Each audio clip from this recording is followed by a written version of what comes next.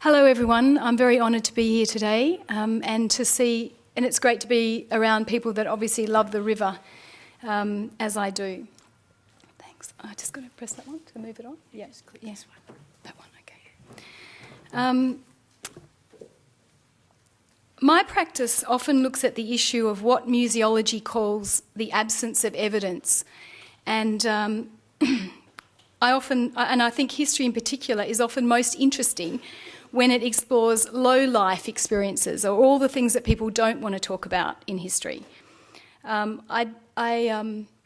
everyone was talking about the river in the last session, my experience of the river as a child was being dragged underwater for hours and hours trying to learn to water ski with my parents saying, let go, let go.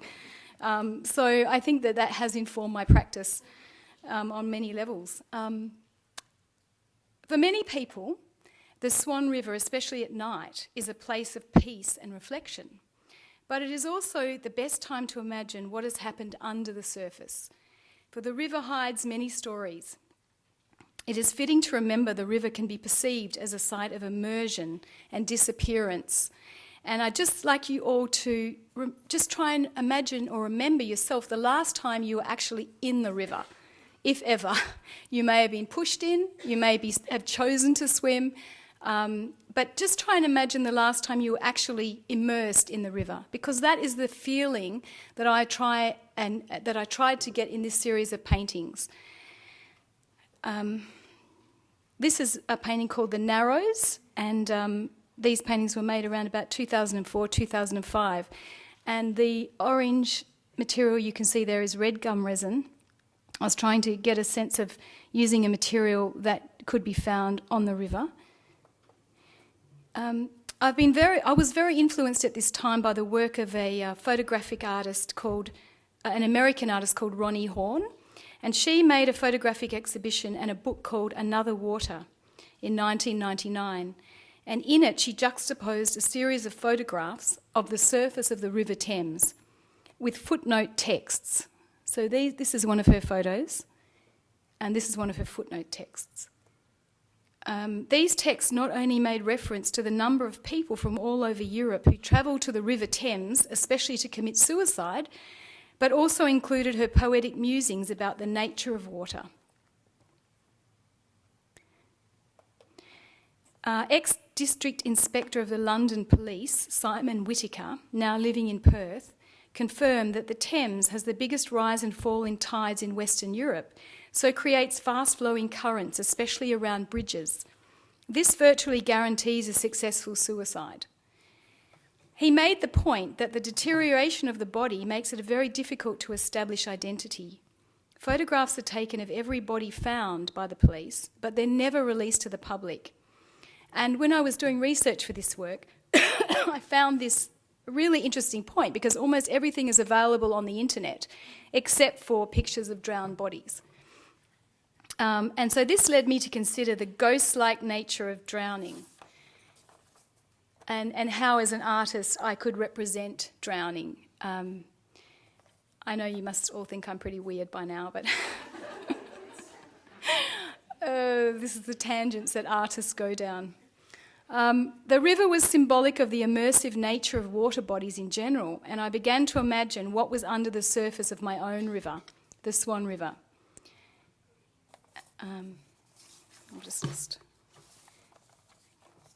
So I created a series of paintings called Ghost River Paintings, and these were I was initially looking at extraordinary photographs that were taken by a student at Murdoch of tiny illuminated invertebrates in the Swan River. And they were photographed at night by the night divers. There are a group of people that dive in the Swan River at night, scary as that may seem. They're incredibly beautiful, these little invertebrates, and they inhabit what the scientists call the stratification of the river, the overlapping layers of salt and fresh water. Standing on a jetty one night, looking into the water, a magical creature floated into the circle of light, the common brown jellyfish. Now, not only do they hold a physical place in the lived experience of the river for many Perth people, they also represent a symbolic otherworldliness. I like to imagine them as the only visitors to many of the wrecks of boats that lie at the bottom of the river. I could talk about the life cycle of the brown jellyfish, but that, I can always talk about that afterwards. Now, the other thing I was looking at was other ghosts can be found in the reflections that have lit up the river and held its history. This is the famous Swan Light, which once adorned the Raffles Hotel in South Perth, and it's now sadly replaced by a Crown Lager sign.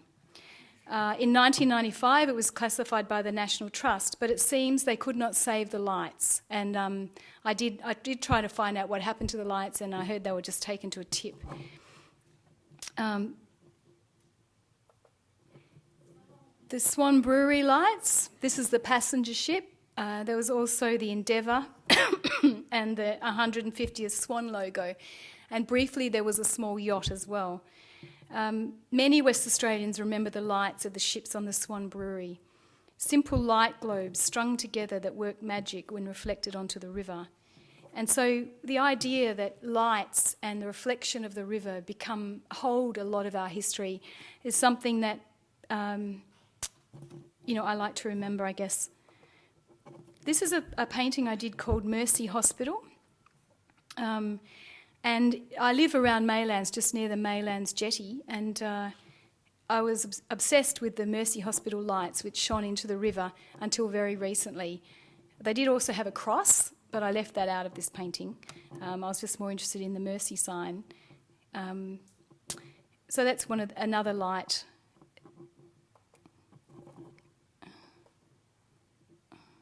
Oh, how do you go back, Gina?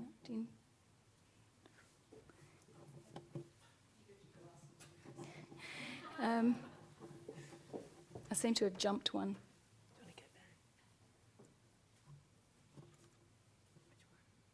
That one?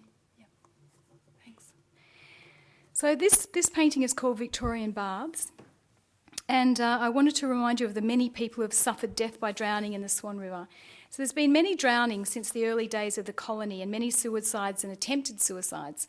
And I think Graham Campbell is an expert on, or Graham Taylor, is an expert on some of this information. But you can also just look up Trove and put in suicide Swan River, or even attempted suicide in the Swan River, and there's an enormous amount of people that met their end or tried to meet their end in this way.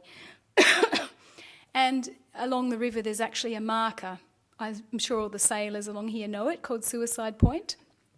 And most people that sail the road of the river know where people have drowned, and there's always stories that they tell about those places. Mosman Park, there's a very deep area around Mosman Park that is infamous. So this is a sort of inverted, ghostly image of the first city baths, swimming baths established at the end of the Esplanade in 1885. It is also a painting about my great aunt who committed suicide in the river on Mother's Day in 1974. She was 70 years old, and she felt quite lost since being forced to retire from work as a parliamentary secretary. She put heavy rocks in the pockets of a thick coat, and we imagine she took pills as well, because she drowned herself in the relatively shallow waters of Mount Pleasant foreshore. My father and uncle found her body after they saw her car parked in the same place for 2 days. So not only is there an irony there, which I'm sure she meant to happen in Mount Pleasant, but I often drive past that area and can't help thinking about her. These paintings led on to many series of work exploring the social, environmental and personal stories that can be found under the surface of water bodies, including some work I did in Canada about a flooded town under one of the lakes there. However, I'm still fascinated with the history of the Swan River and its many hidden stories. Ultimately, I think the currents of the river contain the shadow side of the city and reflect the consequences of the decisions that we make above it. And I'd just like to mention there are other artists who deal with who've worked with these ideas, and one of them is Tony Jones, and of course his famous sculpture of C.Y. O'Connor, which is actually in the water of Coogee Beach. And also he did also Eliza in the water over here, which the City of Perth commissioned to remind everyone of the Crawley Baths. So that's it for my talk. I just wanted to bring up those points really, that it's not always about the surface. there's a lot of things happening underneath. Thank you.